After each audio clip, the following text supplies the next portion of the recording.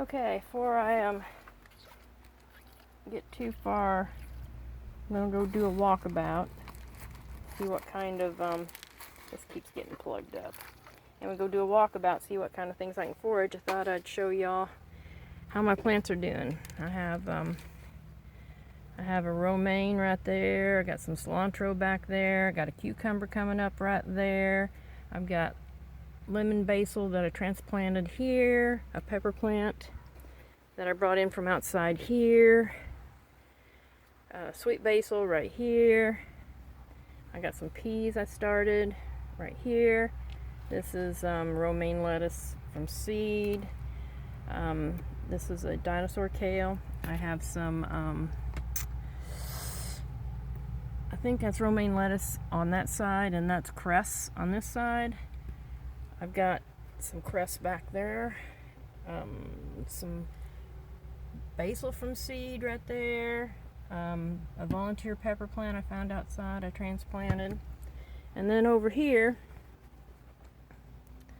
I have some cilantro coming up, and then right there I put a cutting off of a rose bush to see if it'll root.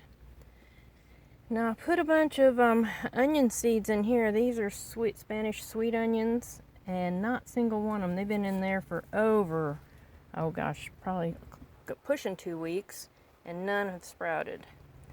This side is red onions, which I even seeded after those, and I've at least got one coming up. Now of course these are a little bit older seeds, and there's some more dinosaur kale.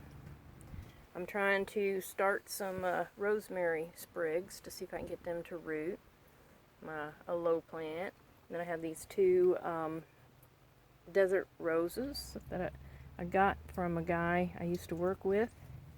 For instance, it's starting to bloom again. It just keeps blooming. It's got more coming on. I've got a LED grow light up here to kind of help keep it healthy. And then I've got grow lights on these guys just to help improve the amount of light they get. And in here I've got some beets. I've got,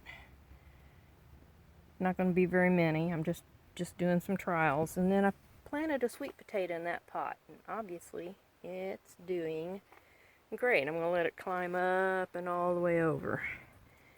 Anyway, this is my greenhouse for winter. About springtime I'll start some seeds and stuff.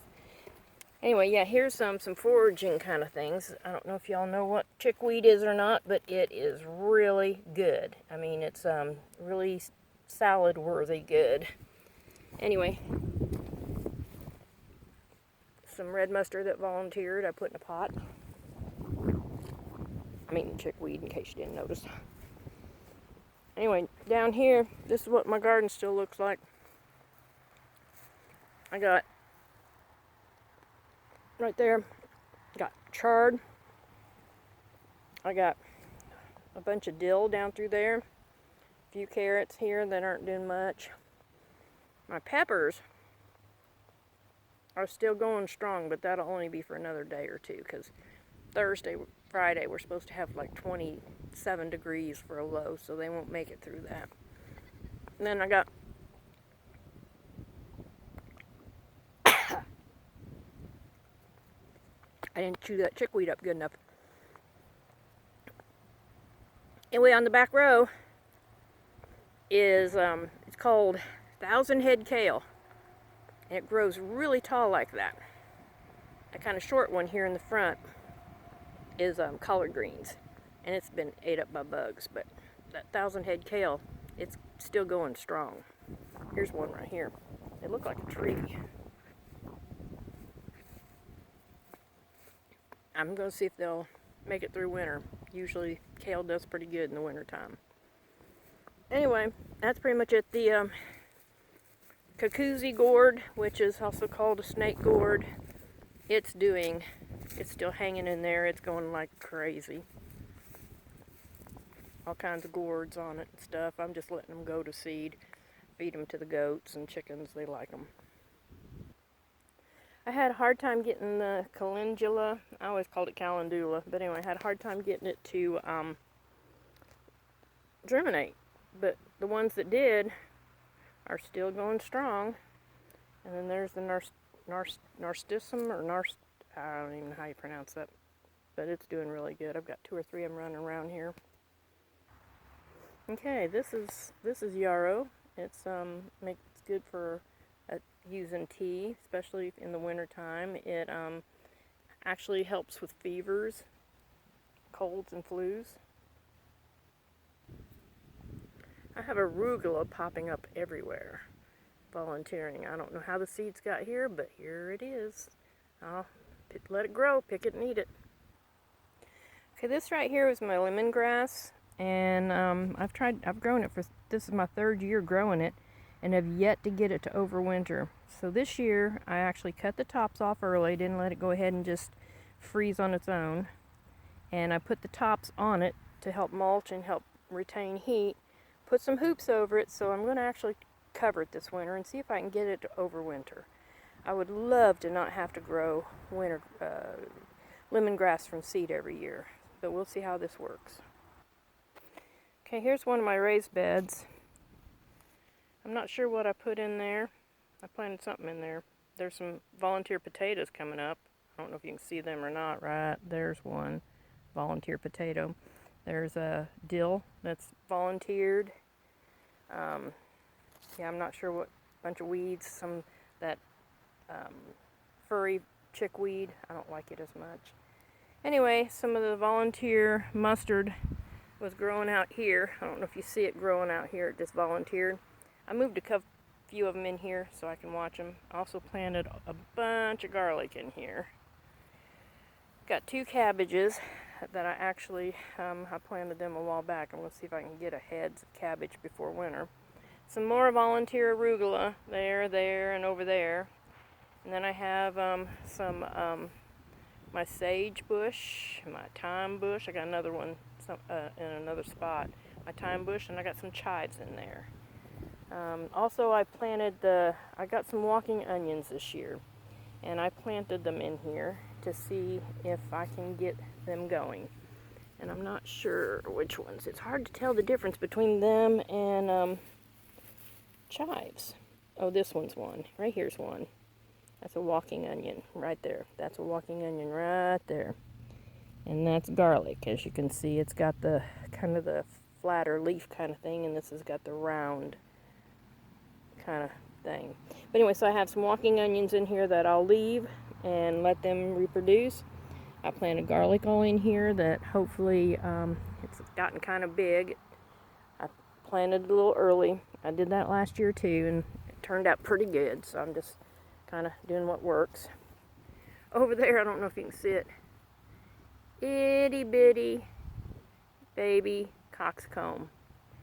Volunteered. I haven't grown coxcombs in over 2 years, so there, it just volunteered. Here's my rhubarb and asparagus bed. Before long, I'm going to probably have to separate some of this out, maybe make this all asparagus or make it all rhubarb, but I'll have to move these because they kind of crowd each other when they get going good in the springtime. Here's my lavender. I planted this the first year from seed that I was here. I planted it, I don't know if you can see, planted it in concrete blocks, the holes on concrete blocks, and it's just been going crazy. I gave it its fall haircut, so it's ready for winter. And I just planted this spring. It's chamomile, but I don't remember, I think it's Roman, but whatever it is, it's the kind that's supposed to overwinter, so we'll see. It makes a really nice ground cover. So I reworked my strawberry bed this fall. I ended up pulling out, probably 3 or 4 5-gallon buckets of strawberry plants. Gave a bunch to my daughter, gave a bunch to a friend, planted a few other places. Anyway, they're prolific and they really produce. And then over here, haven't done anything with them, and I probably won't till next year. But last year I took the runners off that bed and I put them over here. And I got strawberries coming out of everywhere off of these, and they've pretty much filled in and they're spreading out, and I'm gonna have to probably thin them. I'll maybe wait and do it next fall. I don't know, I might do it in the spring, but I'm not gonna do it this year. I've got a little row of raspberries. They're wild, but I'm gonna try and domesticate them, or at least tame them some. I'm going to put a trellis here that I can work them through, or some kind of support, and keep them tamed. Anyway, and then over here I transplanted my blueberry bushes that were in amongst the strawberries so that they could do better, and so they're going to have their own row. I might, like for instance, I planted some mustard along the side of it, but the blueberries are in there. And that probably will do it for now.